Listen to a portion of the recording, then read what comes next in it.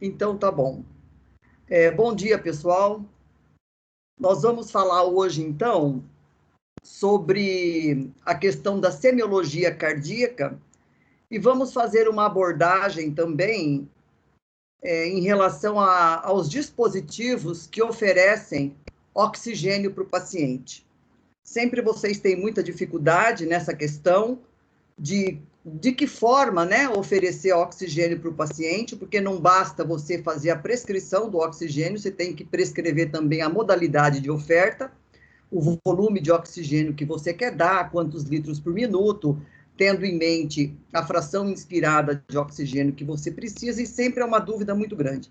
Então, nós vamos fazer uma abordagem rápida também desse assunto e, além disso, vamos falar bastante sobre a questão da semiologia cardíaca especificamente, tá bom? Eu vou compartilhar meu arquivo aqui, vamos ver se fica bom para vocês. Vocês podem me interromper durante a aula, por favor, podem ficar à vontade, tá? Tá todo mundo vendo o arquivo? Tá ótimo. Tá ótimo? Professora. Então, sim, tá bom. Tá aparecendo ainda. Então, vamos lá. Bom, quando a gente fala de semiologia cardíaca, a gente se atenta a algumas particularidades. Dentre elas, o ambiente físico, o ambiente em que nós estamos examinando o paciente, ele é muito importante.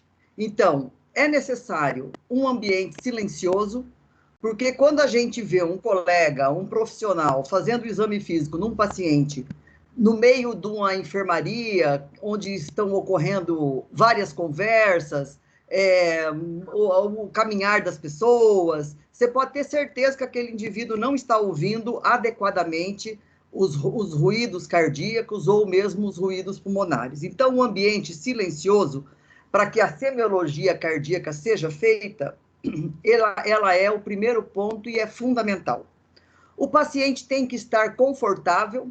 É difícil nós fazermos uma ausculta cardíaca acurada num paciente agitado, né? Principalmente se ele for criança. Nós podemos usar o decúbito lateral esquerdo para fazer essa semiologia, que facilita por conta que o decúbito lateral esquerdo, ele aproxima o coração da parede torácica, né? E podemos também fazer a ausculta do paciente sentado, certo? É outra maneira de nós fazermos a semiologia cardíaca. A semiologia cardíaca, né? Bem, no exame físico do coração, assim como o exame físico de qualquer outro aparelho, do aparelho respiratório, do aparelho circulatório e assim sucessivamente, eu vou dizer exame físico do coração, porque nós não vamos fazer uma abordagem detalhada do sistema circulatório, certo? Vamos fazer dentro do sistema circulatório, nós vamos fazer uma abordagem quase que especificamente do coração, por conta do tempo restrito que nós temos. Então, no exame físico do coração, assim como para outros órgãos, nós vamos seguir a mesma sequência clássica de inspeção, palpação, percussão e ausculta, certo? Em que pese que dentro da semiologia cardíaca, a percussão nos traz muito pouca informação. Geralmente, a gente, na maioria das vezes, não executa esse momento da semiologia, que é a percussão, por ela nos trazer muito pouca informação. Então, no exame cardíaco, a gente se atenta principalmente para a inspeção, palpação e ausculta. E também a inspeção e a palpação, elas podem ser realizadas praticamente de maneira simultânea, né? Porque você já olha o pré-corde do paciente e muitas vezes já vai com a mão à procura do ictus cordis, certo? Então, é a realização da inspeção, geralmente de forma concomitante com a palpação cardíaca, ok? Bem, a inspeção não é só a inspeção do tórax do paciente, é a inspeção do paciente como um todo, porque várias outras alterações que o paciente pode mostrar, elas têm relação com alterações cardíacas. Então, é muito importante aquele paciente que, ao entrar no consultório, ele demonstre, por exemplo, uma alteração óssea.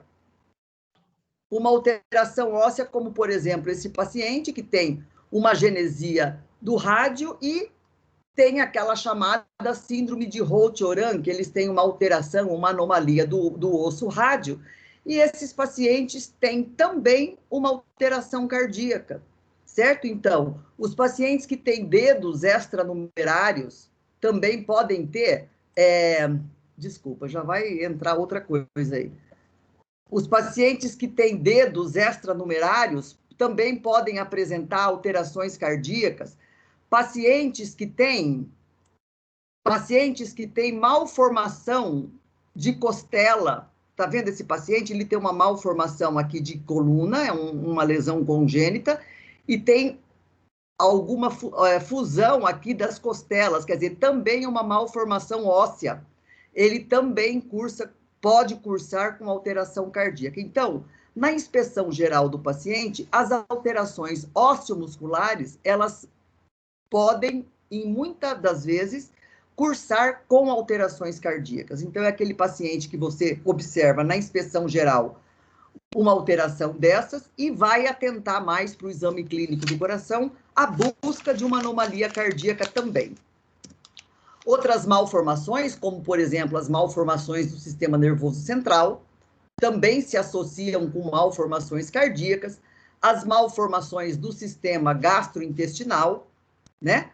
Também se associam a malformações cardíacas e também as síndromes, dentre elas a síndrome de Down, em 40% a 60% dos casos também tem anomalias cardíacas. Então, dentro da inspeção geral, você já pode levantar a possibilidade da existência de uma anomalia cardíaca concomitante. Ainda na inspeção, a inspeção do tórax, certo? Então, essa anomalia que chama tórax pectus excavatum, né? Que é o tórax infundibuliforme, um tórax que tem uma retração aqui importante do externo, pode ser em maior ou menor grau. Aqui a gente vê essa retração num raio-x de perfil. Essa posição, essa anomalia, esse tórax chato, muitas vezes faz com que o coração fique deslocado, ou para a direita ou para a esquerda. Então, podendo, por exemplo, desviar o ictus. Muitas vezes isso faz uma pequena compressão na via de saída do coração, nas artérias, principalmente a pulmonar, que é anterior, pode gerar um pequeno sopro cardíaco. Então, nós podemos ter anomalias, alterações na semiologia cardíaca em função de uma anomalia da caixa torácica. Por outro lado, nós temos o contrário do pectus excavatum, que é o pectus carinatum, ou peito em quilha, ou também chamado peito de pombo, que é esse aumento do diâmetro antero-posterior, né? O externo ele tem um pouquinho de abaulamento aqui, e isso também pode afastar o coração da caixa torácica e alterar um pouquinho os dados semiológicos. Quer dizer, eu posso ter nessa situação uma bulha hipofonética, no entanto, o paciente pode ter um coração normal, correto? Ainda no idoso, né, no paciente que tem enfisematoso, que tem o chamado tórax entonel, né, ou o tórax cifótico, também são situações que afastam o coração da parte anterior do tórax, porque há aqui a interposição de uma parte do pulmão que fica insuflada, né? No caso, esses pacientes têm uma hiperinsuflação, e isso muitas vezes vai dar até uma dificuldade na semiologia cardíaca. Então, são todas particularidades que nós podemos ter nesses pacientes. Ainda na inspeção, nós vamos observar a cor do paciente, tá certo? A cor do paciente, tudo bem aí, pessoal? Tudo bem. Tudo certo, professora. a cor do paciente, eu quero que vocês prestem bem atenção nisso para vocês, muitos terão dúvidas que poderão resolver agora. Vocês já ouviram falar em cianose central e cianose periférica, correto? Ou não? Sim, já escutamos sim. Sim. O que é cianose? Alguém responde, bem rapidinho. O que é cianose? É quando o paciente está com uma saturação baixa e daí, por consequência, ele fica arroxeado ou nas extremidades ou, dependendo, por exemplo, dos lábios, na ponta do nariz. Tá, então é aquela cor arroxeada do paciente, né? E nessa situação, essa situação ocorre quando o paciente tem um aumento da hemoglobina não oxigenada, que nós chamamos de hemoglobina insaturada. Então, quando a hemoglobina tem menos ligação com o oxigênio, ela fica insaturada e ela adquire aquela cor azulada que é do sangue venoso. E quando isso acontece, nós dizemos que o paciente tem cianose, tá? E você colocou, eu não sei quem falou comigo, mas você colocou cianose quando o paciente tem as extremidades arroxeadas ou quando ele tem a mucosa arroxeada, ou a ponta do nariz arroxeada. Qual é a diferença entre a cianose central e a cianose periférica? Vocês sabem me dizer?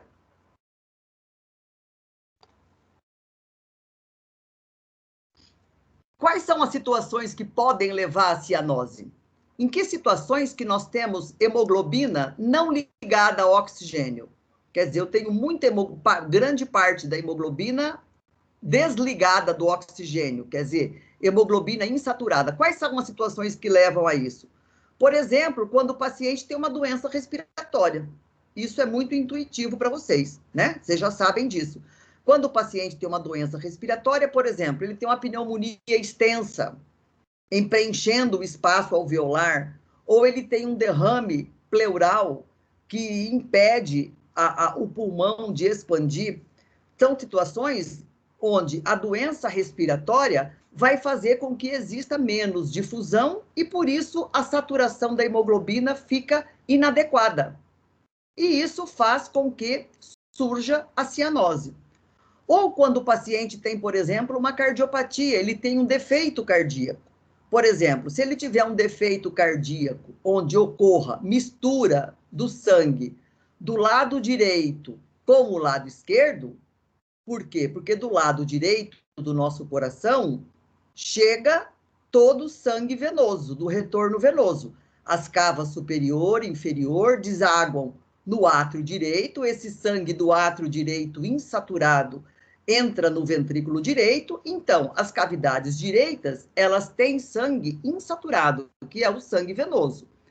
Aí esse sangue vai para os pulmões e volta para as cavidades esquerdas.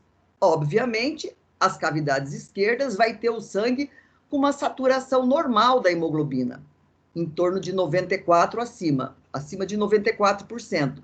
Então, do lado esquerdo, nós temos sangue arterial e do lado direito temos sangue venoso. Quando ocorre um defeito e ocorre uma mistura deste sangue, quando o lado direito joga sangue para dentro do lado esquerdo, eu posso ter, então, uma cianose também. Tá certo? Se eu tiver uma doença respiratória, onde eu tenho menos parênquima pulmonar sendo ventilado, se eu oferecer, por exemplo, oxigênio para esse paciente, ele pode melhorar a sua saturação. No entanto, se ele tem uma cardiopatia, onde ocorre mistura de sangue do lado direito com o lado esquerdo, independente se eu oferecer ou não oxigênio, ele vai continuar com a mesma mistura de sangue, porque a oferta adicional de oxigênio, ela não aumenta a saturação do sangue venoso. Então, a mistura continua a mesma.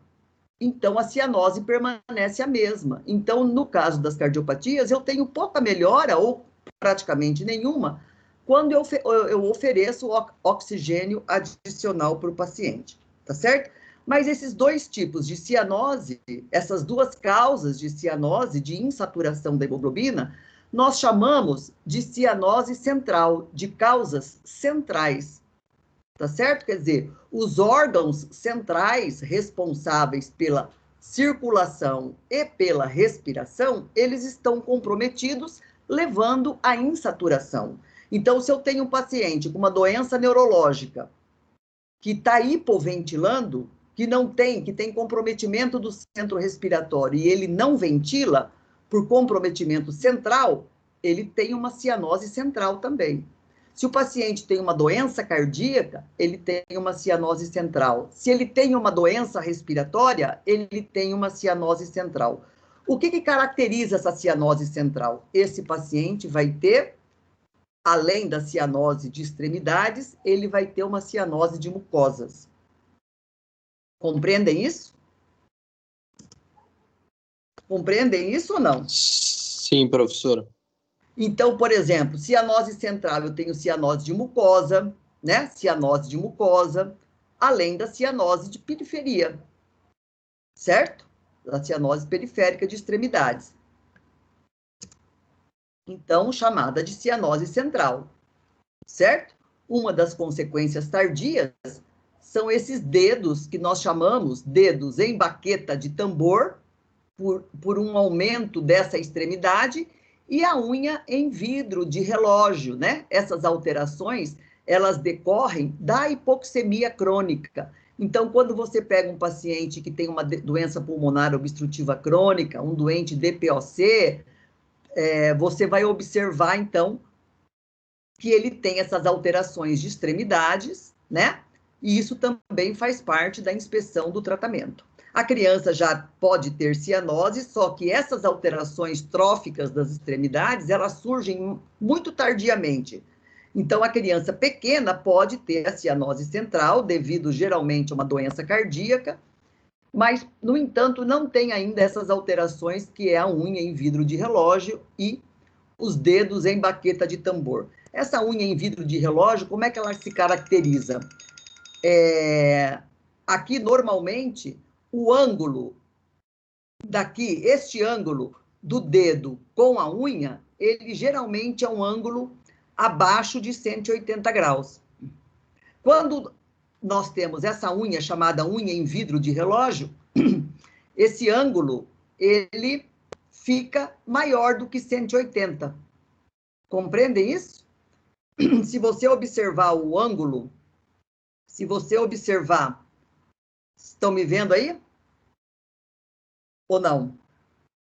Sim, senhora. Tá tudo Se certo. você observar essa região da sua unha, se você juntar o seu dedo assim, você vai ver que esse ângulo é menor que 180, né? Porque existe uma abertura aí entre os dois dedos.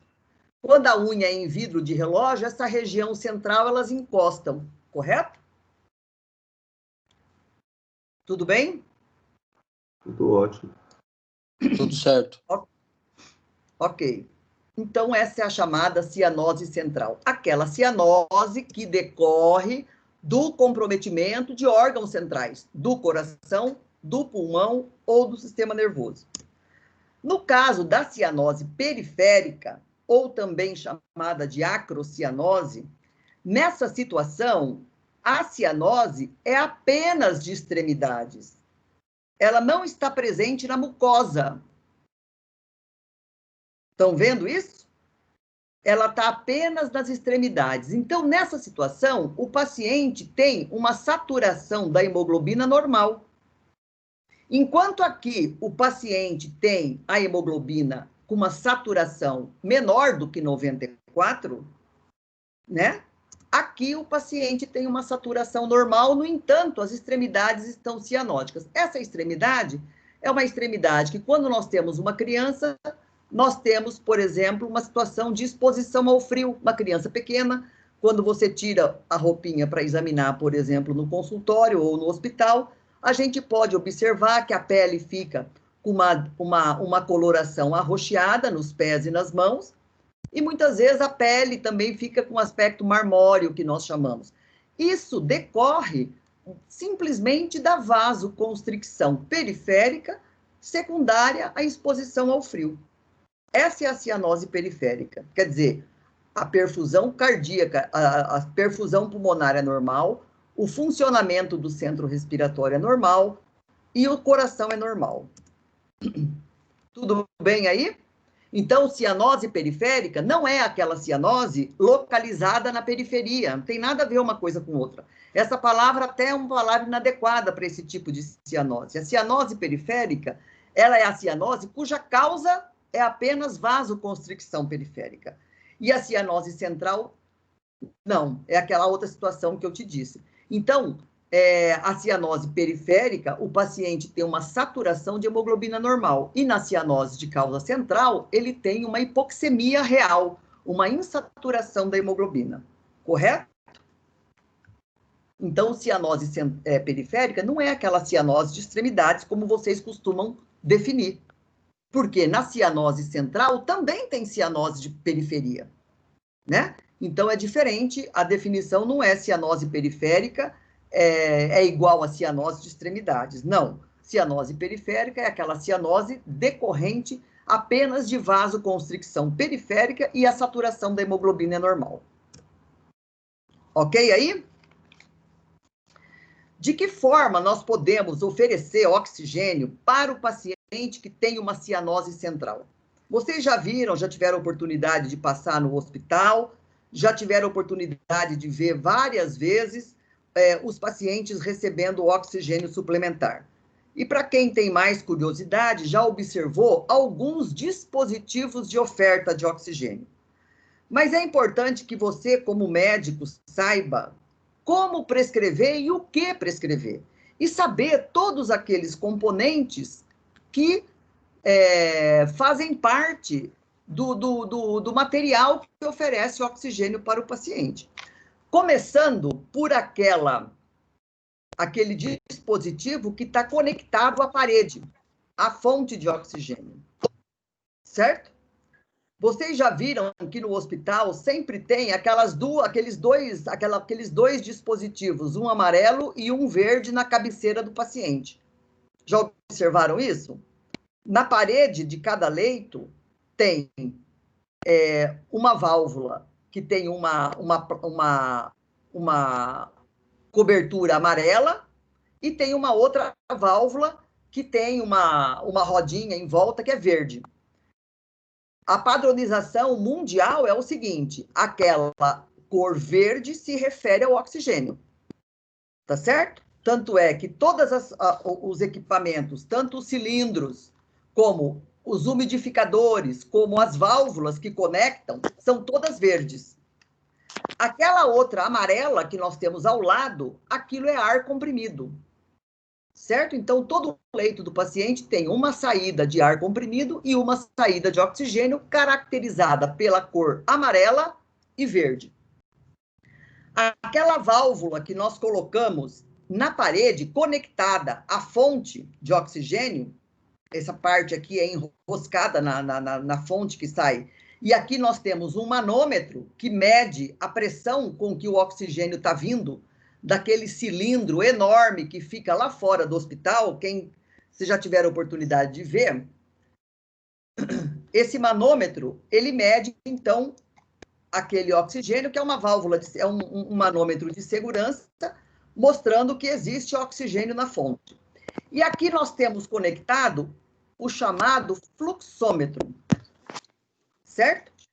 Esse fluxômetro, ele nada mais é do que um tubo graduado, e aqui dentro tem uma bolinha de metal que levanta, né, quando eu abro essa válvula, para eu medir os litros por minuto que eu estou oferecendo ao paciente. Então, esse fluxômetro, ele vai até 15, quer dizer, eu posso oferecer um fluxo até 15 litros por minuto ao paciente, e eu estabeleço essa dose que eu quero aqui nesse fluxômetro. Sim.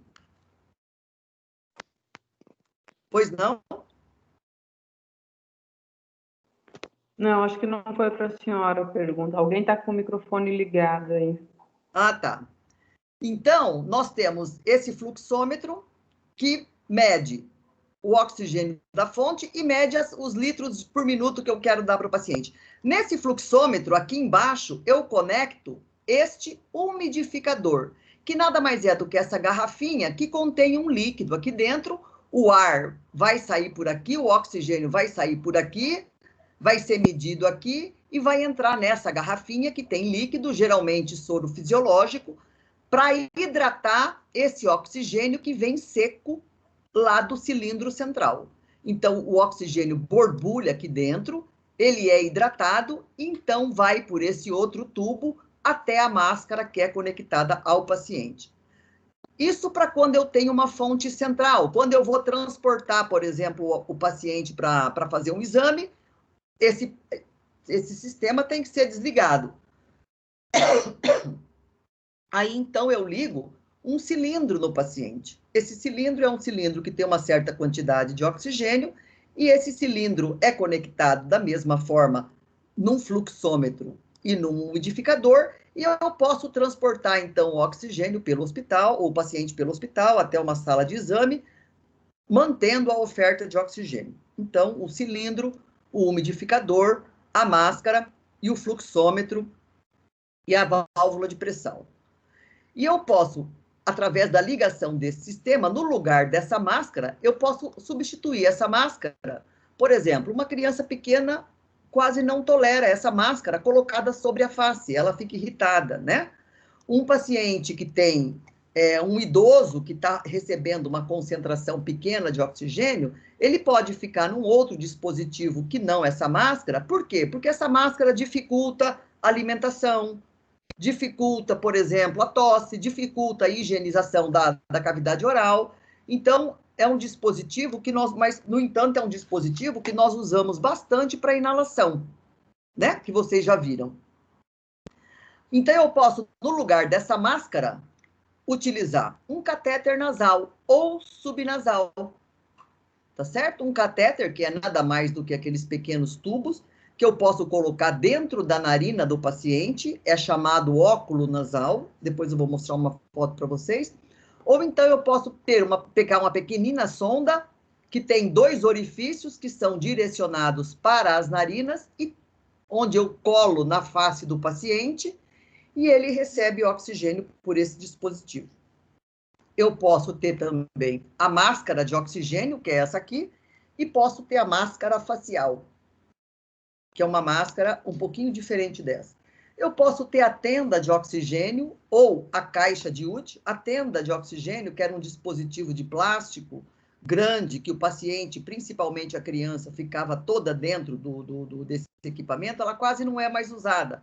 Nós vimos essa tenda de oxigênio ressuscitar agora com a história do Covid, que além dela proporcionar o isolamento do paciente, vocês devem ter visto, né, na televisão, várias tendas dessa, aquele suporte de cano, né, de tubo de PVC, e coberto com plástico, onde, além de concentrar ali o oxigênio, oferecendo oxigênio adicional ao paciente, essa tenda de oxigênio, ela promovia um isolamento por causa do coronavírus. Mas ela foi muito usada no passado. Atualmente, nós usamos muito mais as caixinhas de UDI, ou os capacetes, que são pequenos capacetes, né, caixas de acrílico, em que nós colocamos apenas a cabeça do paciente, muito utilizado na infância, que são caixas transparentes, e o paciente fica muito confortável recebendo o oxigênio suplementar por esse dispositivo. Nós ainda temos a máscara de Venturi, que nada mais é do que uma máscara semelhante a essa, mas ela tem aqui, no final, um outro dispositivo e um conector aqui no final que me dá a mistura de oxigênio, 25%, 40%, 50% de oxigênio. Então, com a máscara de Venturi, eu posso regular a oferta de oxigênio numa concentração maior ou menor, porque eu tenho aqui na ponta dela um misturador de oxigênio. Nós temos ainda a máscara laríngea, que é um tubo introduzido na orofaringe do paciente e que se encaixa na entrada das cordas vocais. É um dispositivo usado nos tratamentos pré-hospitalares, principalmente nas ambulâncias de emergência, né? Que é utilizado para promover a ventilação do paciente, principalmente que está inconsciente, e que substitui a colocação do tubo endotraqueal, que também é uma situação um tipo de oferta de oxigênio para o paciente grave, geralmente a nível de CTI ou de sala de emergência, né? O paciente politraumatizado, o paciente que tem uma doença neurológica, que tem apneia, nós usamos, então, o tubo endotraqueal. Essas situações aqui, o paciente tem respiração espontânea, no catéter, na máscara, na caixa de UDI ou no Venturi, o paciente tem respiração espontânea. Na máscara laríngea, no tubo endotraqueal, geralmente o paciente está sob ventilação mecânica. Então, esses são os dispositivos. O óculo nasal, certo? Tem essa pronga, essas duas prongas nasais que são introduzidas na narina do paciente, né? A criança pequena pouco tolera isso também, porque incomoda e a criança quase não tolera. Na criança, nós usamos muito o catéter subnasal, que é uma sondinha que tem 2 orifícios aqui, direcionados para a narina e que faz uma oferta em torno de 30%, 35% de oxigênio. A máscara facial é esse dispositivo, e aqui a máscara de Venturi. Ela tem esse prolongamento onde tem o misturador. Certo? Então, óculo nasal, catéter nasal, catéter subnasal, máscara facial e a máscara de Venturi. A máscara de Venturi é essa aqui, ó. É uma máscara com esse tubo aqui, corrugado, e aqui tem esse misturador.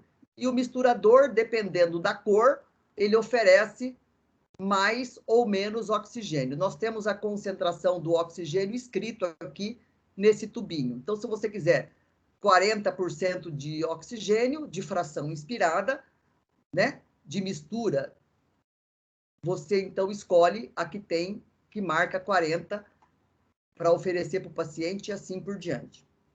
Lembrando que a concentração de oxigênio no ar ambiente, quanto é? Quanto é que nós respiramos de FiO2, de fração inspirada de oxigênio? Quanto que é a concentração normal de oxigênio no ar ambiente? Quem me responde?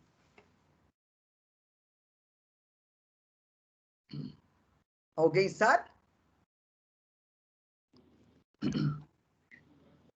Hã? Se a senhora puder repetir de novo a pergunta. Qual é a concentração de oxigênio que nós respiramos, que nós estamos respirando agora no ar ambiente? A saturação do corpo tem que estar acima de 94%, de 95%. Sim, e no ar, quanto que tem de oxigênio? Cerca de 20%, eu acho, prof. Chega de cerca de 20, 21%. Então, no ar ambiente, no ar que nós estamos, existe uma concentração em torno de 21% de oxigênio, certo? E quando eu quero oferecer para o paciente um pouco a mais, quanto um pouco a mais? Depende. Se o paciente tem uma cianose discreta, uma dificuldade respiratória discreta, eu posso oferecer 30%, 40% de oxigênio. Então, eu posso escolher uma máscara facial. Se o paciente tem uma saturação muito baixa, porque ele tem uma pneumonia muito grave, eu posso, então, escolher um dispositivo que dê mais concentração de oxigênio, né? Então, essa é a máscara de Venturi, e esse é o capacete, ou a caixa de UDI, que nós chamamos, né? É uma caixinha de acrílico, onde fica apenas a cabeça do paciente, e aqui tem a entrada de oxigênio com o umidificador, que está lá ligado na parede, e a mistura de oxigênio se faz aqui dentro. Essa caixinha, obviamente, dá grandes concentrações de oxigênio, certo? Posso, teoricamente, chegar até 100%, depende do fluxo. Então, o paciente que tem uma lesão mais grave, que necessita de uma FiO2, uma fração inspirada de oxigênio grande, eu posso optar por essa caixa de UDI. Tudo bem? Essa é a máscara laríngea, usada geralmente em situações de emergência, principalmente pré-hospitalar, porque ela é introduzida com muita facilidade. Ela tem aqui uma bolsa inflável, aqui a abertura, né? Então, ela é colocada como se fosse um tubo endotraqueal, e essa bolsa é inflada, ocluindo aqui o esôfago, direcionando o ar que é insuflado por aqui para dentro da via aérea. Então, vai aqui para a árvore brônquica, certo? Essa bolsa inflável oclui o esôfago, impedindo que as secreções gástricas refluam e façam uma pneumonia aspirativa no paciente, e eu consigo ventilar mesmo não dominando totalmente a técnica de intubação orotraqueal, né? Ou numa situação de emergência. Tudo bem? Professora, Sim. eu só queria perguntar uma hora que a senhora estava falando, eu perdi, que foi aquela hora que alguém falou junto, e a senhora disse que eu posso oferecer um fluxo de até 15 litros por minuto para o paciente, é isso? Isso. Por quê? Porque os dispositivos, esse medidor aqui, ó, tá vendo? Esse fluxômetro? Esse fluxômetro é aquele dispositivo que está ligado na parede. Ele mostra aqui até 15 litros. Certo? Então, por exemplo, entendeu? Quando eu tenho uma criança, por exemplo, principalmente uma criança maior, que eu estou usando essa caixinha aqui, que é uma caixinha maior que essa, por exemplo, que eu quero oferecer 70% de fração inspirada de oxigênio, então eu posso, por exemplo, precisar aqui de 15 litros. Certo? Se eu estiver oferecendo o oxigênio por esse catéter, o paciente nem vai tolerar 15 litros, porque o fluxo é muito forte e até lesa a narina. Mas aqui eu coloco 3, 4 litros por minuto. Então, eu meço naquele fluxômetro. Tudo bem? Obrigada. A máscara laríngea e o tubo endotraqueal. Esse tubo entra na traqueia, entra até na altura do brônquio-fonte. Ele tem um balãozinho inflável aqui, que depois que o paciente é entubado, esse balão é insuflado para evitar que secreções do estômago entrem na via respiratória, né, promovendo uma oclusão da via respiratória, para evitar uma pneumonia aspirativa, e, obviamente, esse paciente tem que estar ligado num comando, num respirador ou ventilador, certo? E aí, esse paciente está sedado, ou é um paciente com uma doença neurológica, ou é um pós-operatório. Quem já entrou em centro cirúrgico já viu muito esse dispositivo. E o paciente, então, é ventilado mecanicamente, que nós falamos, certo? Aí, a mistura de oxigênio, ar, a pressão com que você dá esse gás, tudo é regulado por esse equipamento que é o respirador. Ok? Que tanto fez falta na epidemia que nós estamos vivendo do Covid, né? Esse equipamento aqui que foi muito disputado por conta da dificuldade respiratória que a doença provoca nos pacientes. Tudo bem? Em questão da oferta de oxigênio?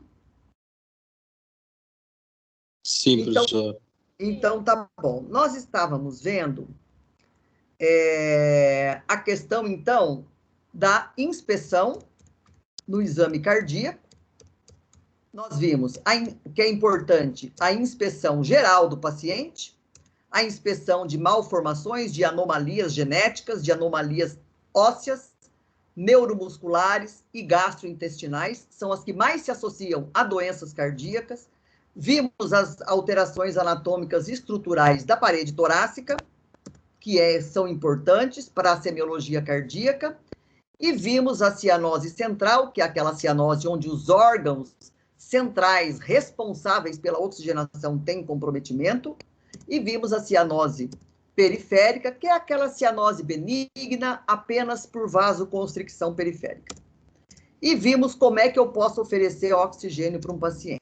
Então, continuando a semiologia cardíaca, nós vamos partir agora para a questão da inspeção juntamente com a palpação, que são dois momentos que nós geralmente realizamos juntos, que é o exame clínico do coração especificamente.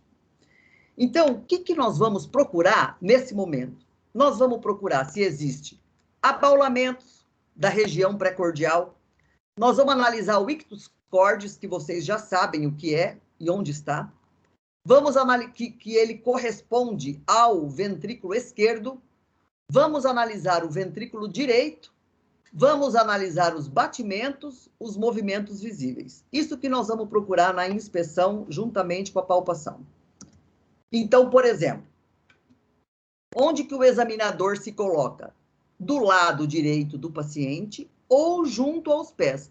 Principalmente junto aos pés, quando você quer ver abaulamento pré-cordial, certo? Por exemplo, aqui você vê uma assimetria do tórax, onde essa região pré-cordial é mais abaulada do que essa. A região esquerda está mais abaulada.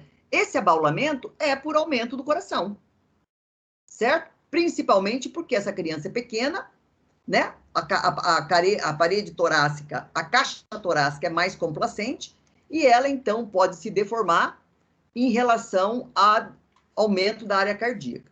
Então, aqui eu vejo, então, esse abaulamento pré-cordial, e aqui eu vejo que corresponde ao raio-x a uma área cardíaca bastante aumentada, tá certo? Então, a inspeção, a procura de abaulamentos.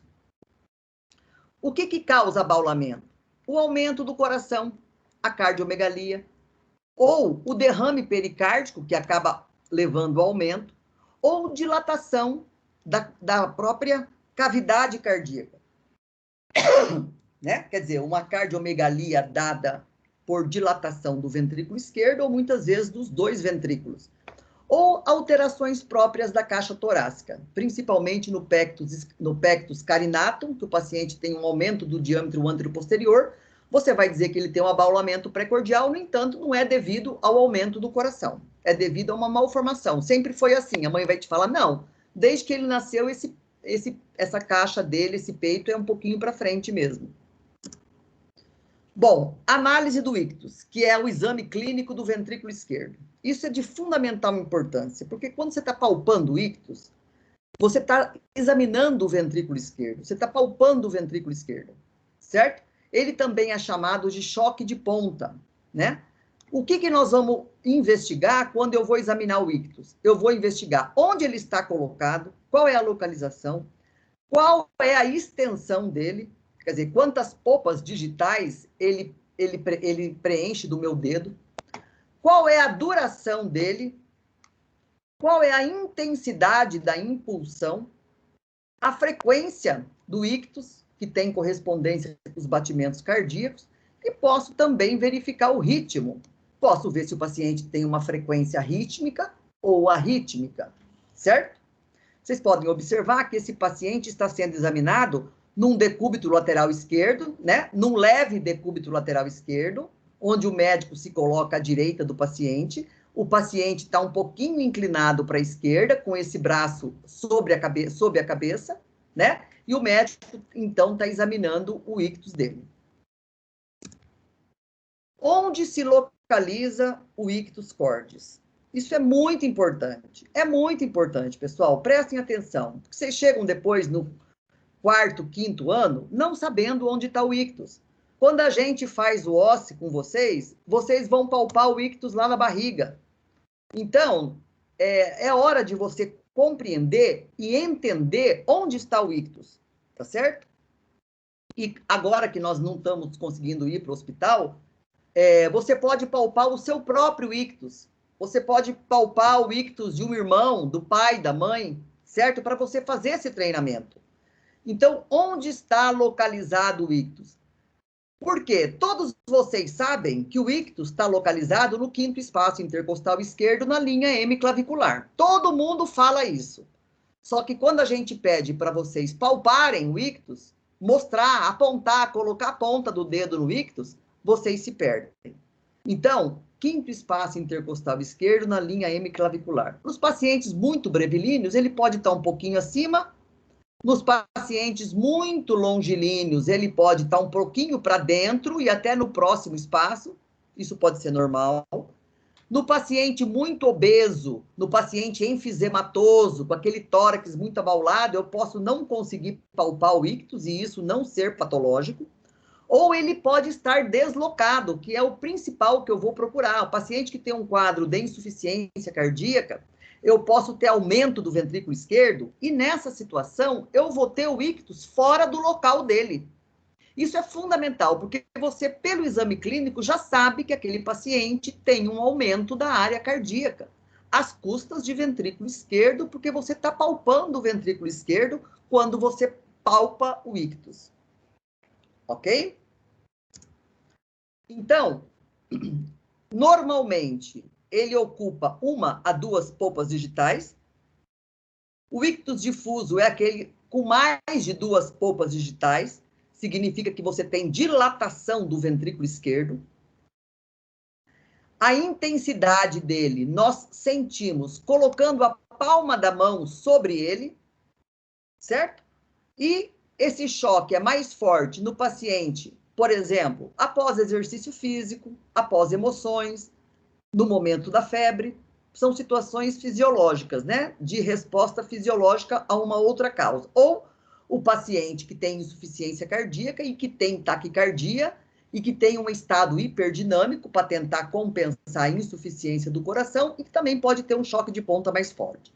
Então, no caso, nós dizemos que o ictus pode ser propulsivo quando existe hipertrofia do ventrículo esquerdo. Quando você descartou exercício, emoção, febre, aquele ictus propulsivo pode se dever a uma hipertrofia do ventrículo esquerdo. Então, nos dá muitas informações. Ok aí? O ritmo e a frequência, que a gente vai ver concomitante, são situações melhor determinadas pela ausculta. O ictus não é muito fidedigno e nem muito preciso nessa observação. A ausculta vai nos dar melhor, mas a palpação do ictus nos auxilia na identificação do ritmo de galope, que é um ritmo em 3 tempos. O nosso ritmo cardíaco é em 2 tempos, tum-tá, tum-tá, tum-tá, e o ritmo de galope é um ritmo em 3 tempos.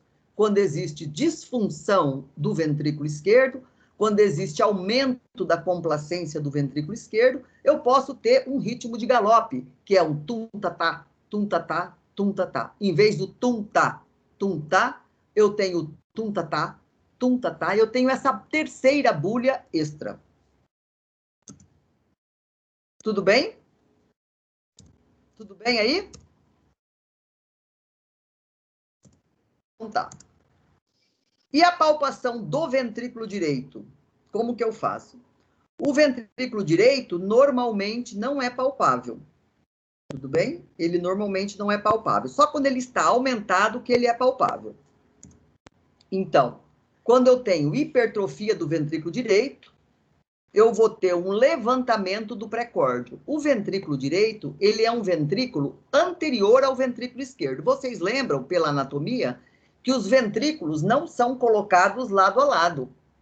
Os ventrículos, eles são anterior e posterior. Nós temos o ventrículo direito anterior e o ventrículo esquerdo posterior. Tá certo? Lembram disso? Então, eles não são colocados lado a lado. Um à direita, um à esquerda. Eles são colocados dessa forma. Então, o ventrículo direito é o ventrículo anterior.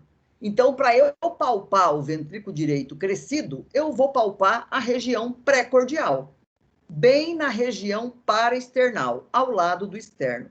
Eu uso a técnica de 3 dedos, sendo que eu coloco o terceiro, o quarto e o quinto dedo nos espaços intercostais, no terceiro, quarto e quinto espaço intercostal esquerdo, né? E também posso palpar o ventrículo direito na região subxifoide com o dedo indicador, porque nós sabemos que os ventrículos, eles não estão de pé assim, né? O nosso coração, ele é um pouquinho horizontalizado. Então, o ventrículo direito, ele descansa sobre o diafragma. Então, eu posso palpar o ventrículo direito pela região subxifoide. Então, essa é a técnica da palpação do ventrículo direito. Eu coloco os 3 dedos nos espaços intercostais, e aqui, se tiver aumento do ventrículo direito, eu vou sentir que ele empurra o meu dedo. Ou vou palpar aqui a região subxifoide. Essa manobra a gente faz delicadamente, né? Porque senão o paciente tem dor.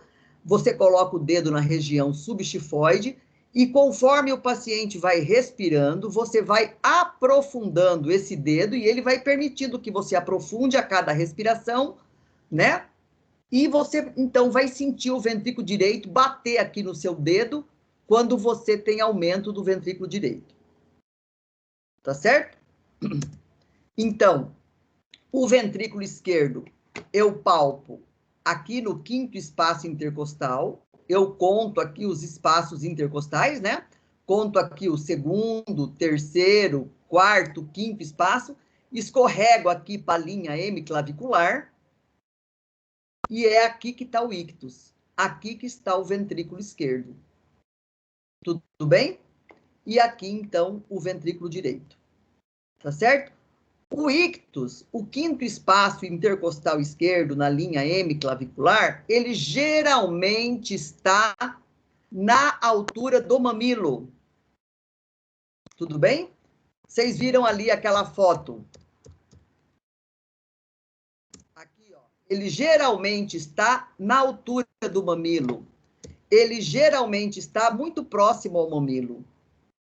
Então, o que nós fazemos normalmente? Nós colocamos a mão espalmada nessa região do precórdio do paciente, principalmente se ele estiver nessa posição, e você vai sentir em qualquer área aqui sob sua mão, onde que está o ictus. Então, você põe a mão espalmada, sente o ictus, e depois você vai, então, com a sua polpa digital, naquele local onde você sentiu a impulsão. É mais fácil, porque se você ficar procurando com a ponta do dedo, a área é muito menor da sua mão. E aqui, quando você coloca a mão espalmada sobre o precórdio do paciente, principalmente na mulher, por causa da mama, principalmente naquelas mamas grandes, que você vai por baixo da mama, procurando o ictus, que você perde a referência do mamilo, porque tem a mama, então você pode usar essa manobra. Você coloca a sua mão abaixo, espalmada no tórax do paciente, sente a impulsão do ictus na palma da sua mão e depois você vai com a palpação digital. Compreenderam isso? Sim. E ventrículo direito é assim que a gente palpa. Tudo bem? Vocês já observaram que é comum a gente ver nessa região epigástrica pequenas pulsações, né? Leves pulsações. Então, é comum a gente ver pulsações epigástricas, que é normal, que decorre da transmissão da pulsação da aorta. Ela geralmente é bem discreta, o paciente em repouso, deitado, em decúbito dorsal. Você pode observar essas palpações, que simplesmente é a transmissão da impulsão da aorta. Só que quando ela for muito intensa ou abaulada, tiver algum abaulamento ali, a gente tem que pensar que existe uma anomalia anatômica, por exemplo, uma hipertrofia do ventrículo direito, um aneurisma de aorta, porque a aorta que está ali embaixo da área epigástrica, né? Que você vai, então, investigar. Tá certo? E ainda a gente faz a palpação supraesternal na fúrcula, certo? Lembram a região da fúrcula? Faço a palpação supraesternal na região da fúrcula, onde eu vou ver a pulsação da aorta. Certo aí? Estão me vendo? Então, você vai fazer a palpação da fúrcula, da fúrcula external, aqui supra, em cima do externo, você vai tentar palpar a aorta. Lembrando que a crosta da aorta, né, ela vem, roda para a esquerda e para trás, então a crosta da aorta passa aqui. Em grandes dilatações, aneurismas, patologias, eu posso sentir a aorta pulsando aqui na região da fúrcula. Também é uma outra situação que faz parte do exame clínico do coração. Tudo bem? Então, nas situações de hipertensão arterial e aneurisma de aorta. Bom, palpação. Além disso, na palpação, eu posso sentir os frêmitos. Lembram dos frêmitos? O que é o frêmito?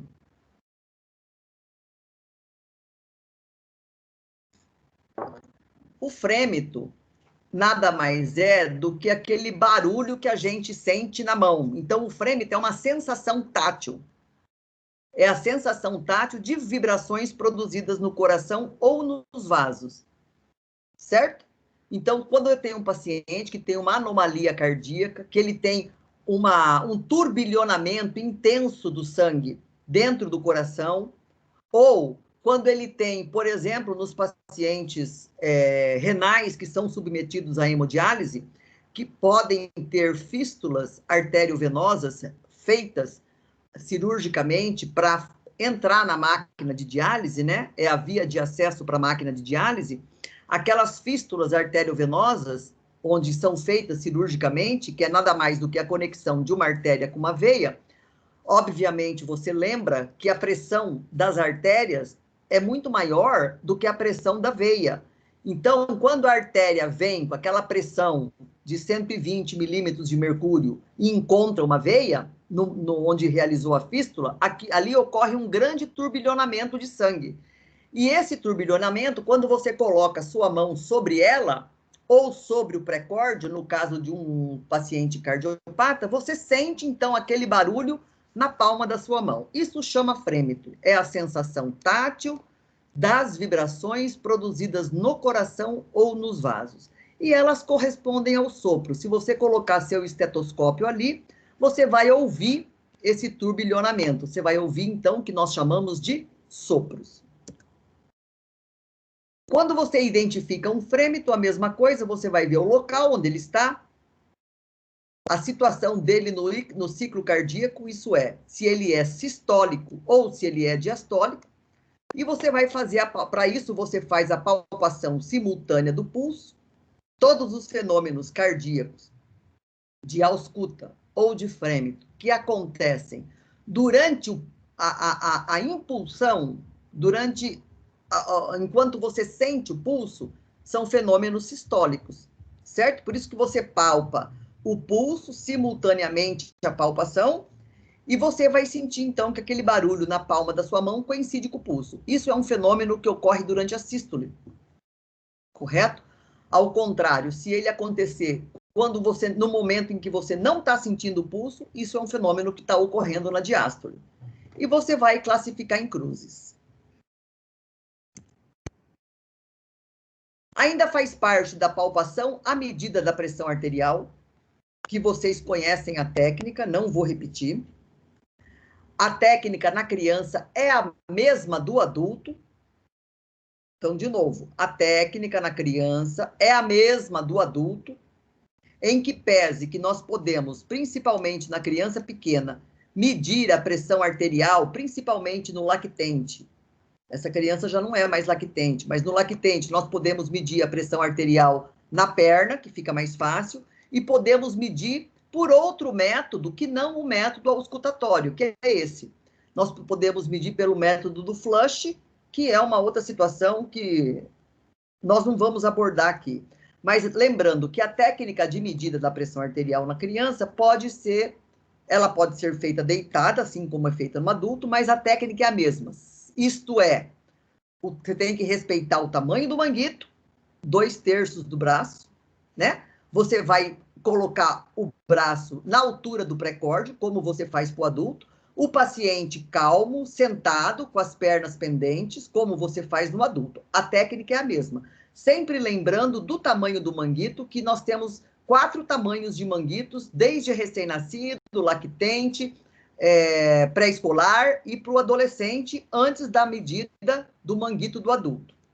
Correto? Então, a técnica de medida da pressão arterial, que vocês já conhecem, e teoricamente é a mesma para qualquer faixa etária, a não ser para criança lactente, que ainda não se mantém sentada, né?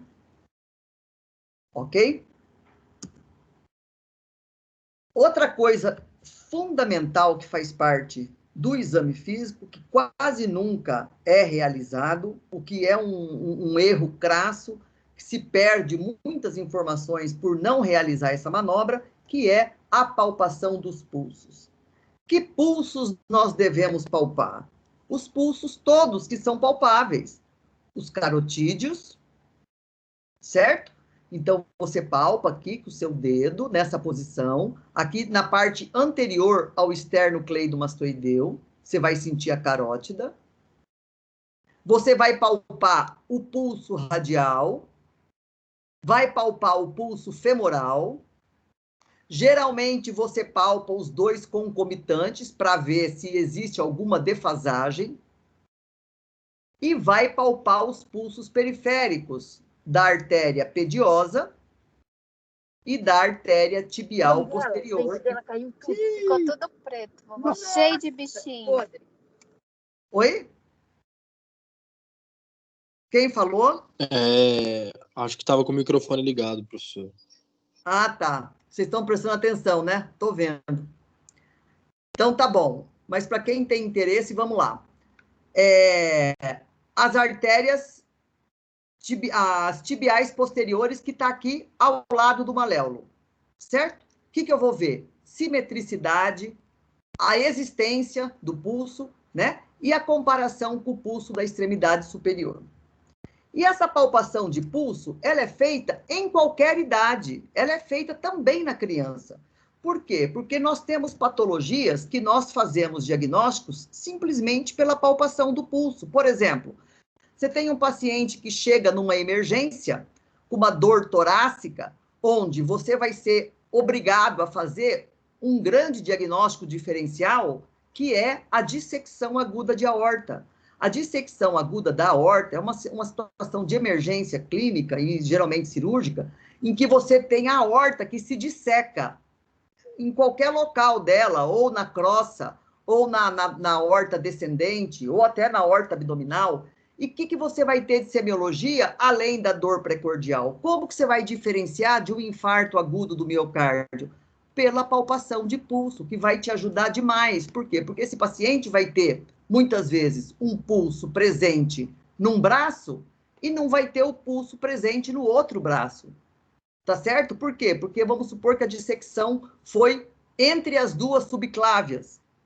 Tá certo? Ou a dissecção começou na crosta da aorta e se estendeu até a subclávia direita. Você não vai ter pulso na radial direita, mas vai ter pulso na radial esquerda. Tá certo?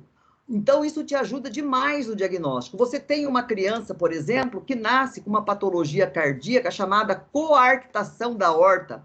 Coarctação da aorta é um estreitamento da artéria aorta em algum nível dela, depois que ela sai do coração. Esse paciente, muitas vezes, eles têm a estenose, a coarctação, que é uma estenose intensa, geralmente tem 2, 3 milímetros de luz, geralmente após as artérias braquiais, as artérias subclávias. Então, a gente vai ter pulso no membro superior, mas não vai ter pulso em membro inferior. São crianças que o diagnóstico é feito pela ausência de pulso femoral ou no pé. Então, a palpação de pulso é fundamental em qualquer faixa etária. Tudo bem? Doutor, deixa eu perguntar uma coisa. Você falou que no caso da dissecção da aorta, uma das questões para diagnóstico diferencial é realmente a palpação. Mas a dissecção também dá irradiação de dor para membro superior esquerdo ou não? Pode, mas principalmente para as costas. Tá. O que diferencia um pouquinho, que é uma coisa que não é... O infarto também pode fazer isso, o infarto pode dar dor além do braço esquerdo, pode dar dor na região submentoniana, na região do pescoço, né? Até na região epigástrica, tem uma área ampla de distribuição da dor do infarto. Na dissecção, um pouco mais característico é aquela dor que caminha para a parte posterior do tórax, para as costas, até seguindo a região anatômica da aorta. Oi? Independente da área da dissecção ou depende? Não, independente da área de dissecção, porque a aorta, quando ela emerge do ventrículo esquerdo, ela roda para a parte posterior do tórax, correto? Sim. Ela caminha lá atrás do esôfago, né? Ela vai pela parte posterior. Então, a dor, mais tipicamente, se irradia para a parte posterior. Entendi. Obrigada. Tudo bem? Professora. Então, sim. Nesses casos que a senhora falou, seria a investigação dos membros superiores e dos membros inferiores, não da simetria, né? Então, vamos supor, se eu tiver uma coarctação da aorta, você compreende quando eu falo em coarctação da aorta? você tem uma aorta estreita, lembra do arco aórtico, né? Deixa eu tirar esse compartilhamento aqui para olhar para você. Aqui, ó, você tem o arco aórtico, correto? A coarctação, ela conta, você tem o arco aórtico, aí sai à direita o tronco e o braquiocefálico direito, né? Direito, porque só tem ele. Então, vai lá, crosta da aorta, tronco braquiocefálico, que vai dar a subclávia esquerda, caminha mais um pouquinho, subclávia, sai a subclávia direita, então lá, crosta da aorta, subclávia direita, sai do tronco braquiocefálico, caminha mais um pouquinho na aorta, sai a subclávia esquerda, aí a aorta continua para baixo. Geralmente, a coarctação, ela é um estreitamento, forma uma cintura, forma uma ampulheta, logo após a subclávia esquerda. Então, o pulso dos dois membros superiores vai estar normal. Compreende? Então, o pulso dos dois braços, as duas radiais, vão estar com o pulso cheio. E as duas femorais com um pulso muito fino. Compreende isso? Aham, obrigada. E no caso da dissecção de aorta, que é uma patologia mais do adulto, você pode ter assimetria entre a radial direita e a radial esquerda. Já entre os dois braços, porque a dissecção pode ser na aorta ascendente, pegando o tronco braquiocefálico, de onde sai a subclávia direita. Tudo bem? Então, a gente pode não ter pulso na artéria radial direita e ter ainda na radial esquerda. Então, uma assimetria dos membros superiores. Ok? Então, palpação de pulso. Aí, passamos para a terceira parte, que é a ausculta cardíaca. Né? Então, o ambiente deve estar tranquilo, deve estar silencioso, não existe semiologia cardíaca dentro de uma enfermaria com bastante barulho, com televisão ligada. Toda vez que você encontra um colega fazendo um exame clínico com a televisão, que os pacientes ficam assistindo, você pode ter certeza que ele não está escutando nada, né? Ele faz que escuta, mas não escuta. Então, semiologia é um assunto sério que nos traz muitas informações e o ambiente pede para o paciente, por favor, eu vou abaixar um pouquinho a televisão, por favor, você pede silêncio e faz num ambiente silencioso. E muitas vezes, quando você não tem condição de fazer num ambiente silencioso, você pode, muitas vezes, até levar o paciente para uma outra sala. Bom, estetoscópio e receptor adequados e a posição do paciente e do examinador. Então, o paciente pode estar em decúbito dorsal, decúbito lateral esquerdo, pode estar assim, ó, inclinado para frente, quando a gente quer ver principalmente os sopros aórticos. Eu posso pôr o paciente assim, né? Ou sentado. Certo? O que eu vou ver na ausculta? Vou ver tudo isso. Vou ver as bulhas, vou ver cliques ou estalidos, vou ver sopros, posso ver atrito pericárdio e ainda vou ver o ritmo e vou ver a frequência cardíaca. Vocês sabem que, normalmente, no adulto, como que vocês contam frequência cardíaca? Você conta geralmente pelo pulso, não é assim? Na criança, a criança reage muito quando principalmente a criança pequena, você pega no braço para contar pulso, ela puxa o braço e não deixa. Você está contando, está nos primeiros 5 segundos, aí ela resolve tirar o braço, senão ela começa a chorar. Então, na criança, a frequência cardíaca, nós contamos com o esteto no precórdio, principalmente na criança pequena, né? E na criança maior, fazemos igual no adulto, que é contar a frequência pelo pulso. Mas a ausculta cardíaca também nos permite contar a frequência cardíaca e identificar alguma arritmia. Então, eu vou ver bulhas, vou ver cliques ou estalidos, sopros e atrito pericárdico. Bem, para eu entender essa coisa de bulhas, eu tenho que entender aquele ciclo cardíaco. Só recordando de forma bem simplista e resumida, vocês já sabem disso, vocês sabem que o ciclo cardíaco consta da sístole e da diástole, né? A sístole, quando a gente tem a contração, e ainda eu tenho 2 fases, tenho a contração isovolumétrica e depois tenho o período de ejeção, né? A contração isovolumétrica é aquela contração bem inicial, em que o coração começa a contrair, no entanto, ainda não tem pressão suficiente para fazer ejeção, não tem pressão suficiente para abrir a válvula aórtica. E depois a pressão vai aumentando, e aí ele termina a contração ejetando o sangue para a aorta. Esse é o momento da sístole. É o momento que coincide com o pulso. Tudo bem? E depois nós temos o momento da diástole, que é o momento do relaxamento ventricular, né? Onde ocorre o enchimento de sangue do coração. E também ocorre no finalzinho a contração atrial, que é aquela pequena contração do átrio que termina de jogar sangue dentro dos ventrículos. Essa contração atrial, que ocorre no final da diástole, ela joga para dentro dos ventrículos em torno até de 25% do débito cardíaco. Certo? Quer dizer, daqueles 60 ml que o ventrículo, vamos pegar o ventrículo esquerdo, daqueles 60 ml que o ventrículo esquerdo jogou para dentro da aorta, em cada batimento, até 15 ml, que equivale a 25%, é decorrente daquela contraçãozinha do átrio que termina de encher o ventrículo, certo? Então, a sístole e a diástole. A diástole também consta desses 4 momentos, que nós não vamos detalhar, mas a sístole é aquele momento que coincide com o pulso, e a diástole é aquele momento que não coincide com o pulso. O que acontece na sístole? Na sístole, que é a contração cardíaca, eu tenho abertura das válvulas aórtica e pulmonares, compreendem isso?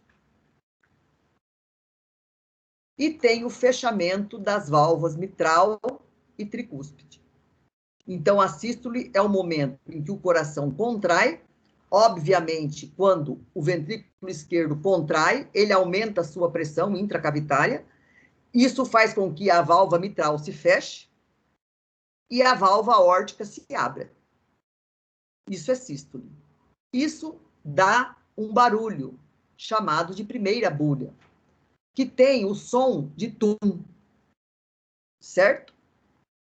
Aí, logo em seguida, nós temos a diástole, que a diástole consta, hora que o ventrículo esquerdo ejetou, ele relaxa, a válvula mitral se abre, ele enche de sangue e a válvula aórtica se fecha. Quando o ventrículo esquerdo relaxa, que cai a pressão intracavitária, a válvula aórtica automaticamente se fecha. E se abre a válvula mitral e o ventrículo esquerdo se enche de sangue, se preparando para a próxima sístole. Isso dá um barulho que chama tá ou tlá, certo? Que é o fechamento das válvulas aórtica e pulmonares, certo? O primeiro batimento, que é o tum, equivale ao fechamento da mitral e da tricúspide, os mesmos fenômenos ocorrem ao lado direito, e a diástole significa o fechamento das válvulas aórtica e pulmonar da segunda bulha, que dá a segunda bulha.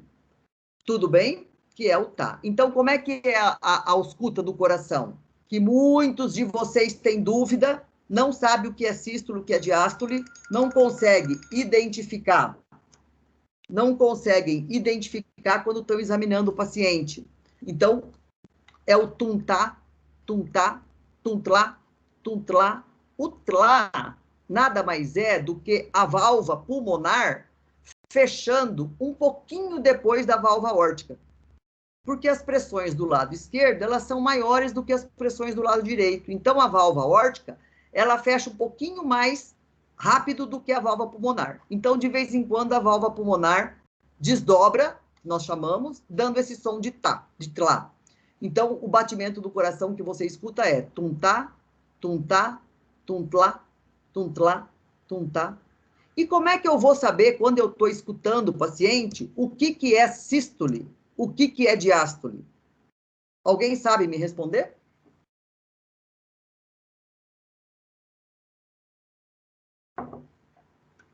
Vocês têm essa dúvida ou não?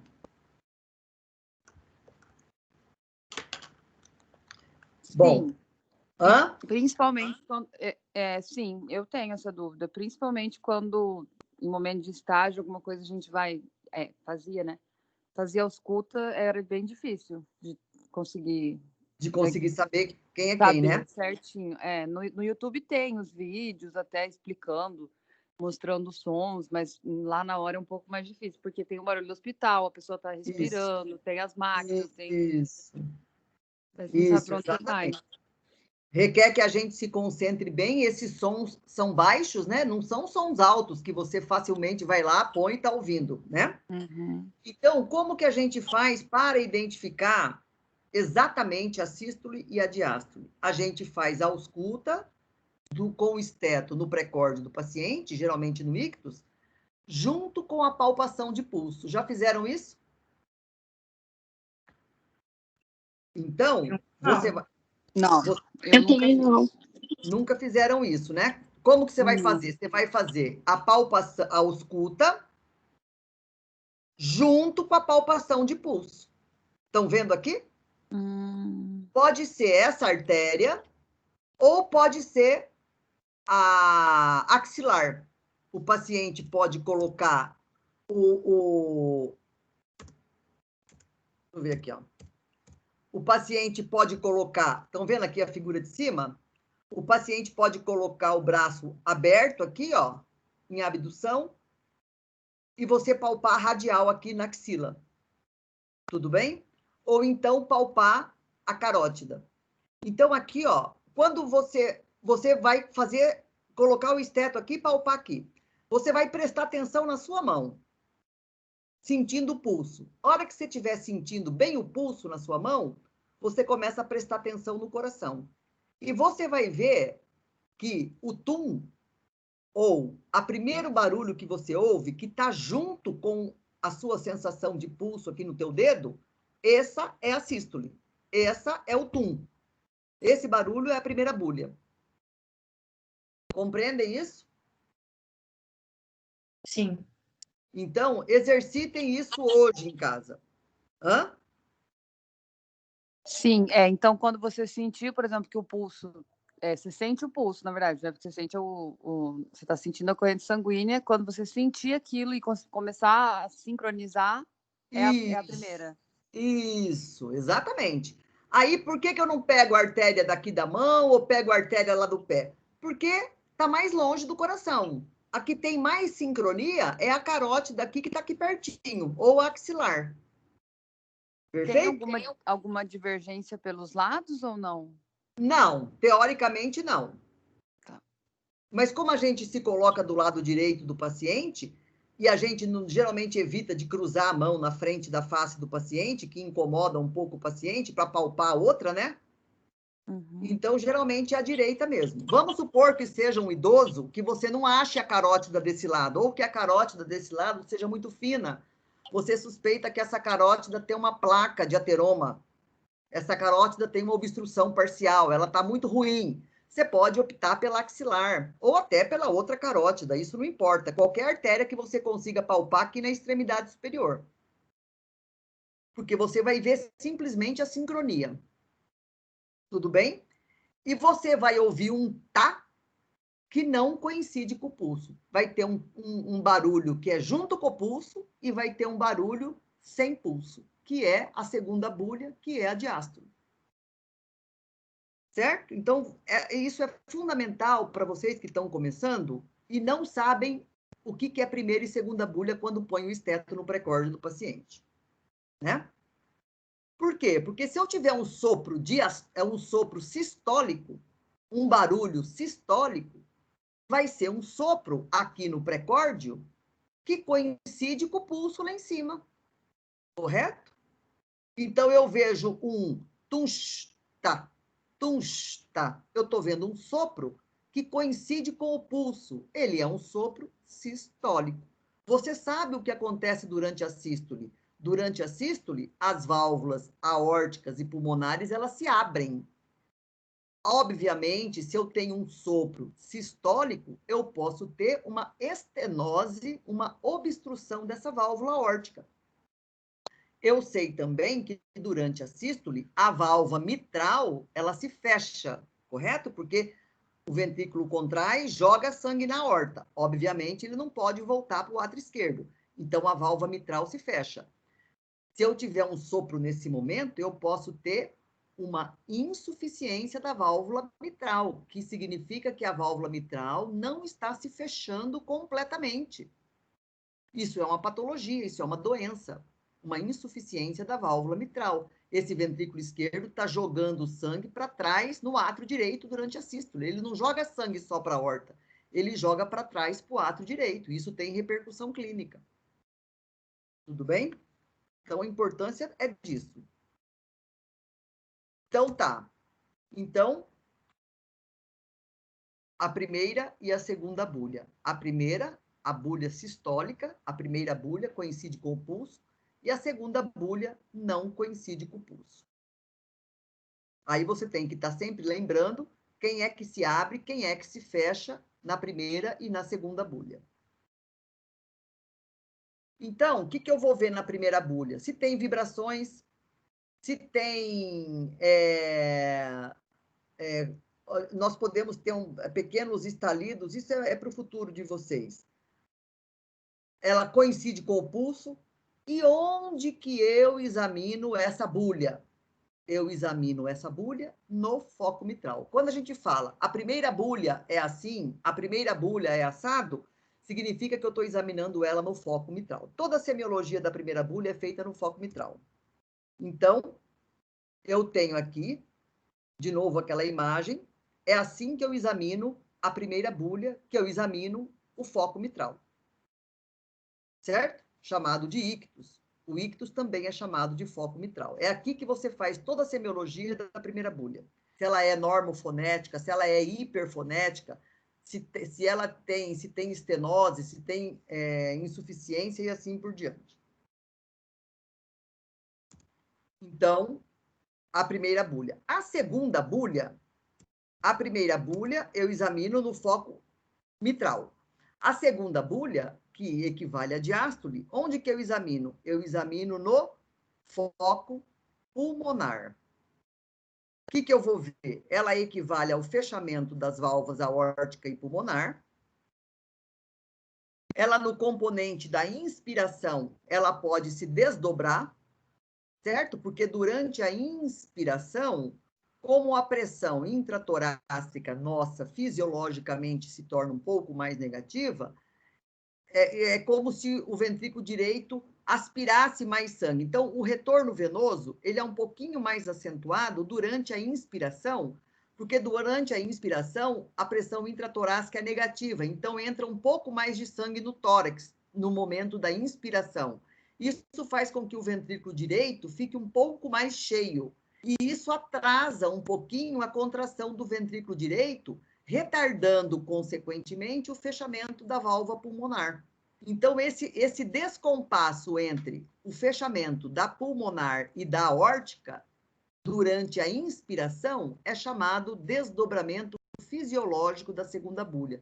Então, é um desdobramento que acontece somente quando o paciente inspira. Então, a gente observando o ciclo respiratório do paciente, nós observamos que acontece assim, você escuta isso, tum-tá, tum-tá, tum-tlá, tum-tlá, tum-tá, tum-tá, tum-tlá, tum-tlá. Esse tlá é quando o paciente inspira, que aumenta o retorno venoso para as cavidades direitas e atrasa um pouquinho o fechamento da válvula pulmonar. Isso é chamado desdobramento fisiológico da segunda bulha. Professora? Sim? Você pode explicar de novo a fisiologia, por favor? Fiquei com dúvida. Então, assim, normalmente, a mitral e a tricúspide se fecham e se abrem de forma concomitante. Normalmente, a aórtica e a pulmonar, as válvulas aórticas, aórtica e pulmonar, elas também se abrem e se fecham de forma concomitante. Você compreende isso? Tudo bem, né? Até aí é fácil compreender. Sim, sim. Aham, essa daí eu entendi. Aham. Isso. Quando nós inspiramos, não existe um aumento da pressão negativa intratorácica, a pressão... Ah, entendi. Uhum. Lembrei entendeu? agora. Um pouco mais negativa, para o ar entrar no pulmão. Isso faz com que o retorno venoso para as cavidades direitas fique um pouquinho mais intenso. Ah, Entendeu? entendi. Agora eu entendi. Aí enche mais o ventrículo direito, na hora da ejeção, ele prolonga a ejeção e a válvula pulmonar fecha um pouquinho depois da aorta. Então, é o desdobramento fisiológico. Ah, entendi. Muito obrigada. Isso é importante porque existe uma patologia, principalmente na criança, que é uma cardiopatia congênita, também pode ser identificada na fase adulta, que ela se caracteriza pelo desdobramento constante da segunda bulha, porque fisiologicamente a segunda bulha desdobra na inspiração e se torna única na expiração. Compreendeu, né? Quando existe essa anomalia cardíaca, que é uma comunicação entre os átrios, muitos pacientes nascem com essa anomalia, o septo entre os átrios, ele é aberto, existe uma comunicação entre os dois átrios. Nessa situação clínica, essa segunda bulha, ela desdobra o tempo todo. Então, a ausculta do coração é tum-tlá, tum-tlá, tum-tlá, tum-tlá. Essa segunda bulha está sempre desdobrada e isso é um sinal patológico. Doutora? Sim? Você falou que a gente consegue auscultar sopros normalmente, né? A gente consegue ver se ele é um atrial, um ventricular, enfim. Perdão. Se é na sístole e na diástole, mas eu consigo verificar, por exemplo, se ele é um CIA, alguma coisa assim, só pela ausculta, ou eu preciso recorrer a outros tipos de exame? Então, assim, vou te dar outro exemplo diferente do CIA, porque na CIA, o sopro, ele é um sopro que ocorre na válvula pulmonar. Vou te dar o exemplo da CIV para você entender bem. Vamos considerar uma comunicação entre os ventrículos. Tudo bem? Sim. Então, entre o ventrículo direito e o ventrículo esquerdo existe um buraco, existe uma comunicação. O que acontece normalmente? O ventrículo esquerdo nosso, ele contrai com mais força do que o direito. Compreende isso ou não? Sim, sim. Qual que é a pressão do ventrículo esquerdo nosso? Que pressão eu tenho dentro da cavidade ventricular? Boa pergunta. Boa pergunta, né? Vocês sabem.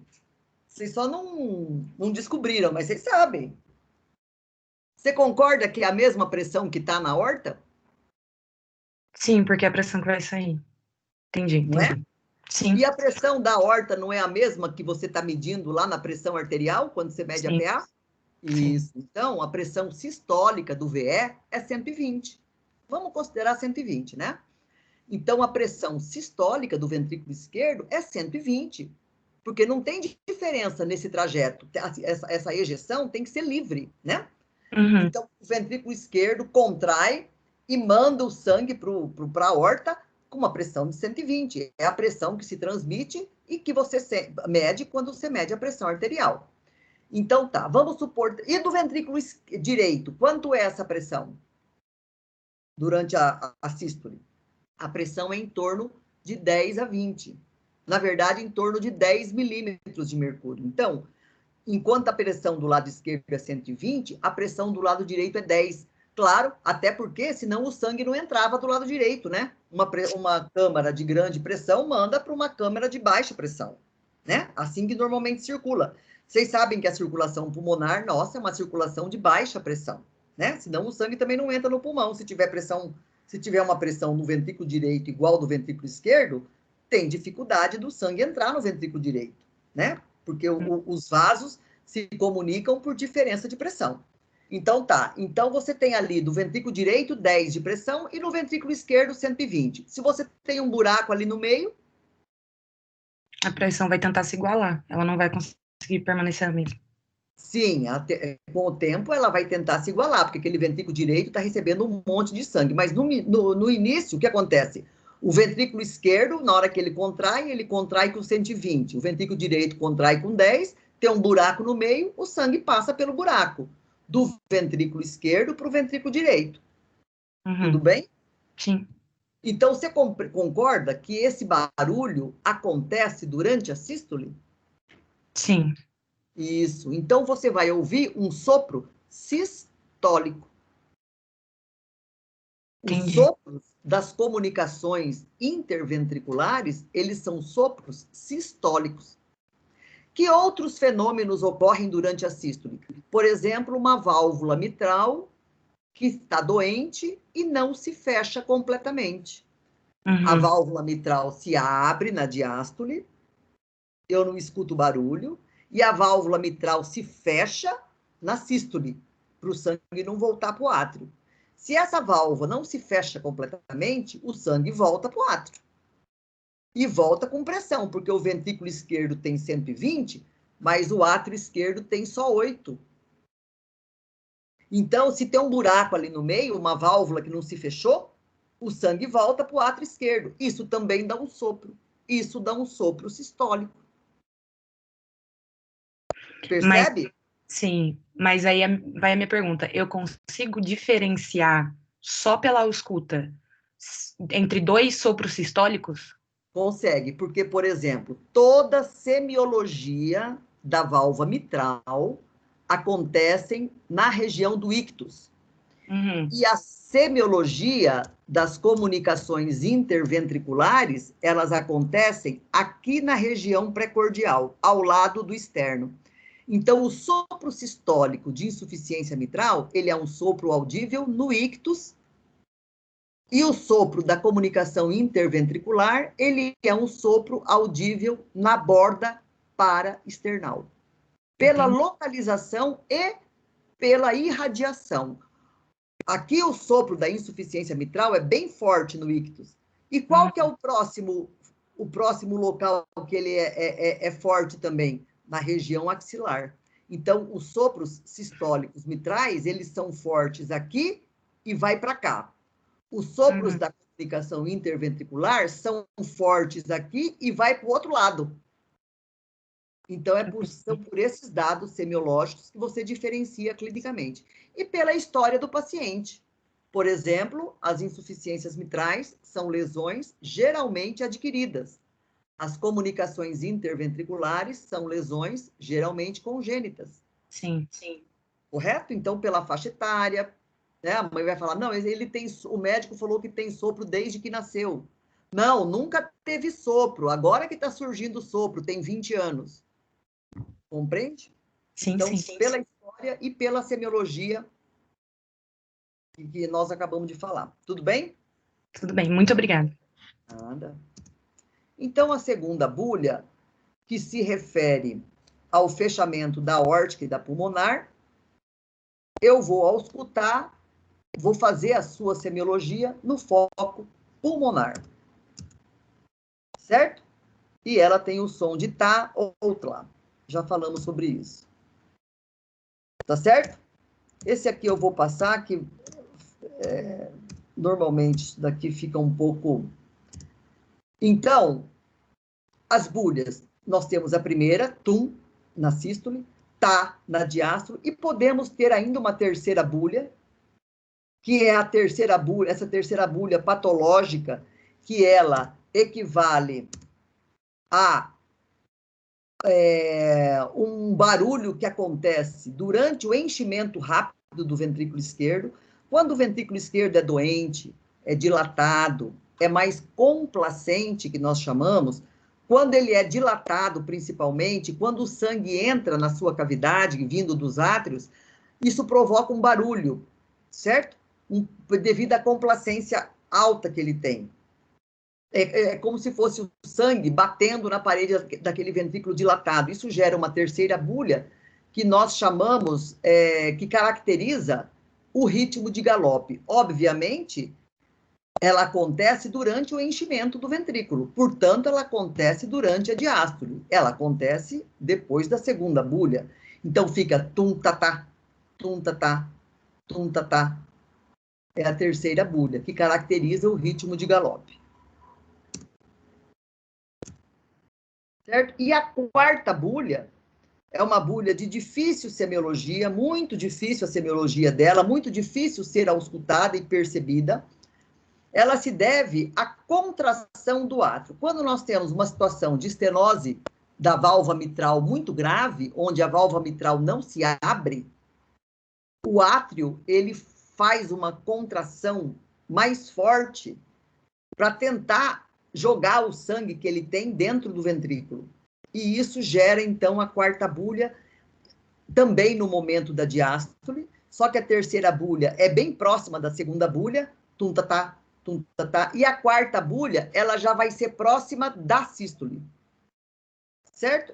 A gente cita na fase que vocês estão, isso é uma coisa para vocês rememorarem depois, quando estiverem lá no 6º ano, lá na residência médica, no momento, se vocês se fixarem na primeira, segunda, terceira, entenderem essa fisiologia, já está bom, suficiente para 4º ano. 3º ano, né? Ou segundo, que ano vocês são? Segundo. Segundo, né? Semestre, doutora, 2º ano. 2º ano. Então, tá. Então, nós vamos aqui de novo. O que eu vou ver quando eu ausculto as bulhas? Eu vou ver se elas são hipofonéticas ou hiperfonéticas. Por isso que nós colocamos assim, bulhas rítmicas e normofonéticas, em 2 tempos. Por isso, porque eu posso ter em 3 tempos, porque eu posso ter hiperfonética, hipofonética, né? Normalmente a semiologia normal é bulhas rítmicas e normofonéticas, aquele B, N, bulhas rítmicas, BR, NF, né? Quando que a bulha está abafada? Quando eu tenho depressão da contratilidade, quando o miocárdio está inflamado, quando eu tenho derrame, eu tenho uma bulha abafada. Quando que eu tenho uma bulha muito alta nos estados hiperdinâmicos, por exemplo, na febre, né? Onde que eu vou auscultar o coração? Quais são as áreas de ausculta? Então, o primeiro a definir as áreas de ausculta foi René Laennec, né? Lá nos idos de 1800, e essas são as principais áreas de ausculta. A área de ausculta mitral. Por que eu digo área de ausculta? Porque se eu tiver uma lesão na válvula mitral e eu tiver um sopro, ela vai irradiar para cá. A área de ausculta da válvula tricúspide, não é aqui o foco mitral, não é aqui o foco tricúspide, essa é a área de ausculta tricúspide. Essa é a área de ausculta pulmonar e essa é a área de ausculta da válvula aórtica. Os fenômenos que ocorrem na válvula aórtica geralmente se irradiam para as carótidas, para o pescoço. Então, eu tenho aqui a ausculta do foco mitral, 5º espaço intercostal esquerdo na linha hemiclavicular. Eu tenho aqui a ausculta do foco tricúspide, ao lado aqui no 5º espaço intercostal esquerdo, próximo ao externo, na linha parasternal, né? Eu tenho aqui o foco pulmonar no 2º espaço intercostal esquerdo, na linha parasternal, e tenho aqui o foco aórtico, 2º espaço intercostal esquerdo, na linha parasternal. Então, foco mitral, aqui no ictus, foco tricúspide, aqui, foco aórtico, esse, e foco pulmonar. Certo? A senhora poderia, por favor, repetir as localizações? Que não deu para anotar certinho. Foco mitral, 5º espaço intercostal esquerdo, na linha hemiclavicular. É o local do ictus. Certo? Foco tricúspide, 5º espaço intercostal esquerdo, na região chifoide, né? Na região paraesternal aqui, ao lado do externo. Foco aórtico, 2º espaço, primeiro, segundo, na linha foco aórtico, 2º espaço intercostal direito, na linha parasternal, e foco pulmonar, 2º espaço intercostal esquerdo, linha parasternal. Estão vendo aqui no tórax? Ok? Sim, muito obrigada. Nada. Então, foco mitral no ictus, foco aórtico, lá no 2º espaço intercostal direito, na linha parasternal, é a mesma localização do adulto.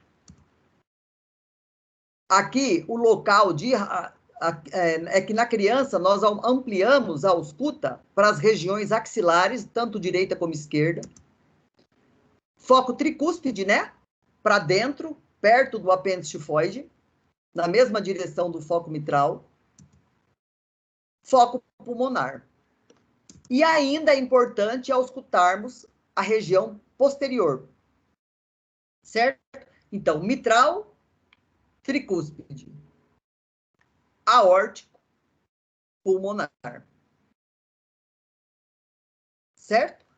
As regiões infraaxilares e as regiões interescapular. A região interescapular.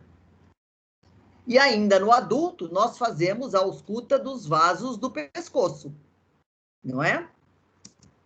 Então, aqui, de novo, os focos de ausculta, né?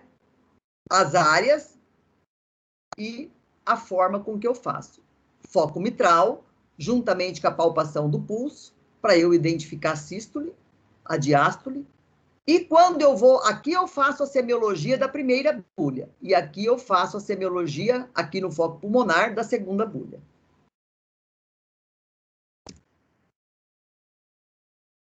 Certo? E os sopros, o que são os sopros? O que são os sopros cardíacos? Os sopros, eles equivalem ao turbilhonamento de sangue, através de qualquer área estreita. Tudo que não tem um fluxo sanguíneo laminar no nosso organismo gera sopro. Então, se você tem uma válvula estreita, se você tem uma válvula dilatada, se você tem uma artéria estreitada, se você tem uma artéria com uma placa de gordura que provoca um estreitamento, você pode ter sopro, que é qualquer situação que provoque um turbilhonamento de sangue, eu vou ter um sopro. Quando eu escuto um sopro, eu vou classificar a intensidade, se ele é baixo, se ele é audível, se ele é facilmente audível ou se ele tem frêmito. A classificação original de Laennec vai até 6 cruzes. Nós, na prática, e a semiologia nos autoriza a fazer isso, porque a semiologia propõe que nós façamos uma classificação até 4 cruzes. Uma cruz é aquele sopro muito baixo, pouco percebido, que muitas vezes alguns percebem, outros não. É aquele colega que fala, eu escutei um sopro. Você fala, puxa, mas eu não escutei. Então, é um sopro muito discreto, de uma cruz. O sopro de 2 cruzes é aquele sopro mais fácil de ser ouvido. O de 3 cruzes é aquele sopro que todo mundo ouve sem dificuldade. Certo?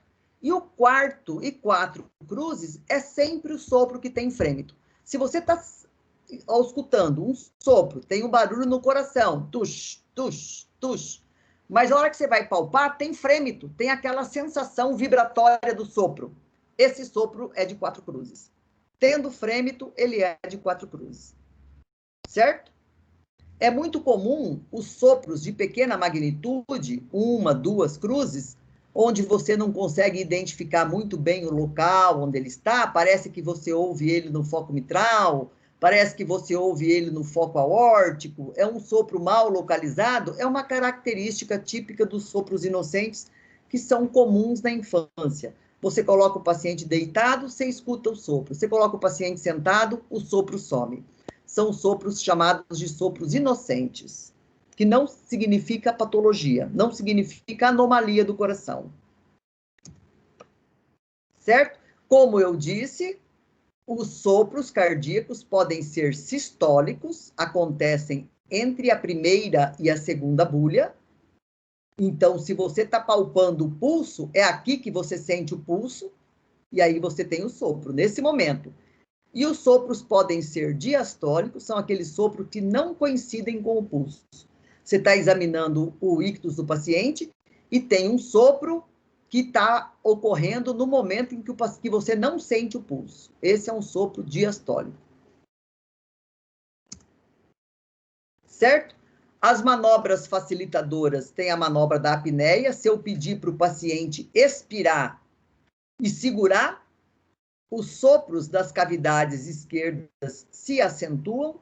E se eu pedir para o paciente fazer uma inspiração profunda, como na inspiração profunda eu aumento o retorno venoso pela pressão intratorácica negativa, eu acentuo os sopros que se originam das cavidades direitas. Certo? O decúbito lateral esquerdo, daquela maneira que vocês viram o paciente deitado de lado, eles facilitam a ausculta dos sopros que estão no foco mitral. E o paciente sentado e inclinado para frente facilita a ausculta dos sopros que surgem na artéria aorta ou na válvula aórtica. Certo? Então, qual que é a rotina que nós fazemos para auscultar os sopros? Eu vou escutar que regiões? Vou escutar a borda parasternal, certo? Vou escutar tanto esquerda como direita. Vou auscultar o mesocárdio. Vou auscultar as regiões infra e supraclaviculares.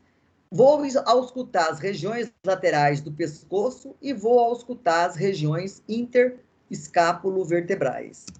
Então, a ausculta cardíaca completa, ela não é só do foco mitral, tricúspide, aórtico e pulmonar. Além desses 4 focos, a gente escuta aqui a região paraesternal e, principalmente no adulto, a gente ausculta a região das carótidas do pescoço. Tudo bem? E, além disso, a região posterior, principalmente na infância, tá? Tudo bem até aí? Estamos quase finalizando. Vocês aguentam mais um pouquinho? Eu vou passar rapidamente a avaliação cardíaca pelo raio-x. Eu vou me deter única e exclusivamente na análise da área cardíaca, porque isso frequentemente é questão de prova para vocês em concursos. Então, aqui vocês lembram, está aqui a caixa torácica e está aqui o coração, né? Eu tenho aqui átrio direito, a cava chegando, né? A cava superior, e aqui para trás está a cava inferior, chegando no átrio direito. O sangue entra aqui no ventrículo direito, que é anterior, vai para a pulmonar.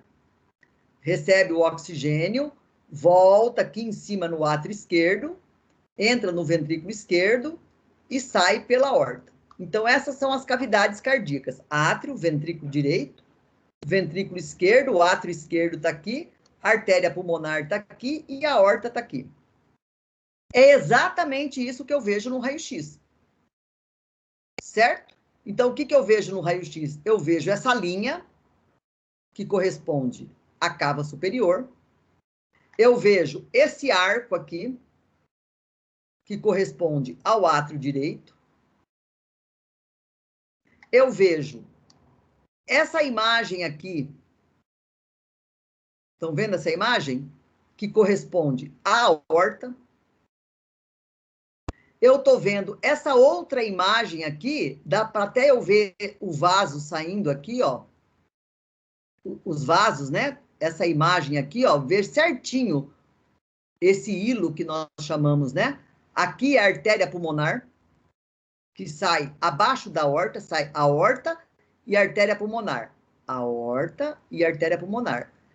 E esse grande arco que é o ventrículo esquerdo, que é esse aqui. Esse grande arco que é o ventrículo esquerdo. Certo? Então, a cava superior, o átrio direito, aorta, pulmonar e ventrículo esquerdo. Correto? E o que é normal para a área cardíaca quando eu vejo assim um raio-x?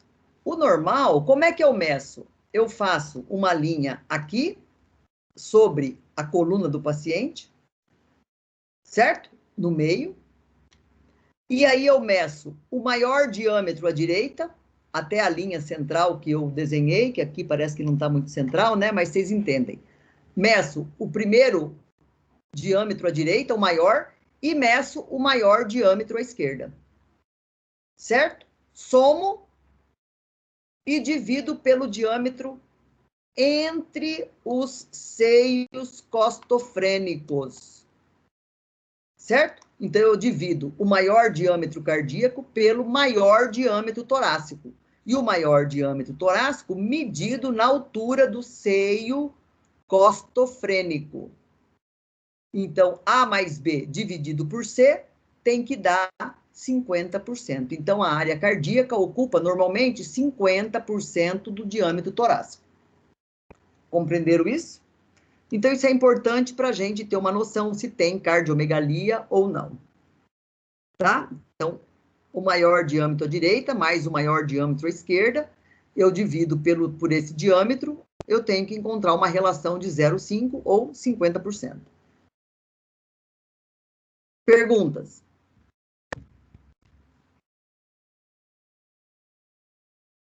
Dúvidas?